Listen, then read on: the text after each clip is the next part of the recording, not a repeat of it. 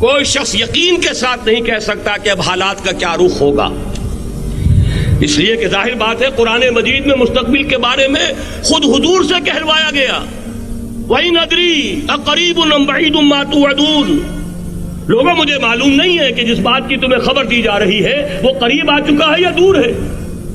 وَإِنْ أَدْرِي لَعَلَّهُ فِتْنَةٌ لَكُمْ وَمَتَاعٌ إِلَىٰ حِينٍ، اور میں نہیں جانتا، ہو سکتا ہے اللہ کچھ اور مہلت دے دے تمہیں اور کچھ اور آزمائش جو ہے اس کے لیے تمہارے لیے کوئی اور مہلت عطا فرما دے، ہو سکتا ہے۔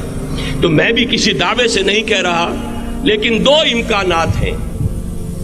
امکان نمبر ایک کیا ہے؟ ابھی عالم اسلام کا ایک سالڈ بلاک ہے جو یہودی ورلڈ آرڈر کی نگاہوں میں کھٹک رہا ہے۔ میں کھٹکتا ہوں دل یزداں میں کانٹے کی طرح، اگرچہ ان کی اسٹریٹجی کیا ہے، ایک ایک کر کے ان کے حصے بکھرے کر کے تیا پانچا کرو۔ ابھی وہ بلاک کون سا ہے؟ ایران ہے، افغانستان ہے، پاکستان ہے اور روسی ترکستان سے آزاد ہونے والی جو ریاستیں ہیں، یہ ایک سالڈ بلاک۔ یہ عجمی مسلمان عربی نہیں، عربی گئے، یہ نوٹ کر لیجئے، اس لیے کہ عربوں کو اللہ نے فضیلت دی تھی، محمد ان میں سے تھے صلی اللہ علیہ وسلم، یہ رتبہ بلند بلا جن کو مل گیا۔ لیکن ساتھ ہی اللہ نے دھمکی بھی دے دی تھی سورہ محمد میں، ان تتولوا یستبدل قوما غیرکم، اگر تم پیٹھ دکھا دو گے اس مشن کو جو ہم نے تمہارے حوالے کیا ہے، تمہیں ہٹائیں گے، کسی اور کو لے آئیں گے۔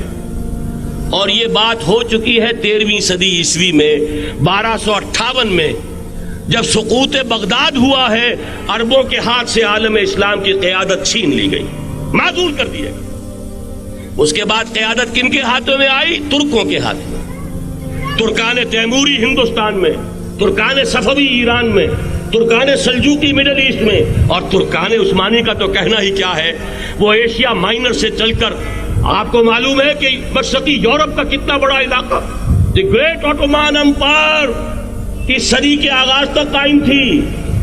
اس صدی میں عجیب عجیب معجزے ہوئے ہیں۔ گریٹ آٹومان امپائر جو 3 بر اعظموں پر محیط، نام و نشان ختم۔ The great U S S R, نام و نشان ختم۔ اب تو روس صاحب ایک ملک کی حیثیت سے رہ گئے۔ یہ اس صدی میں دو اور وقت نہیں ہے میں اور آپ کو کیا بتاؤں، اس صدی میں تو بڑے بڑے عجیب عجوبے ہوئے ہیں، بڑی بڑی 2 عظیم جنگیں ہو چکی ہیں، تیسری جو ہے سر پر کھڑی ہے، دور نہیں ہے، جس کو حدیث میں کہا گیا ہے الملحمۃ العظمی، تاریخ انسانی کی عظیم ترین جنگ، اور وہی صلیبی جنگ جس کا آغاز بوسنیا سے ہو چکا ہے۔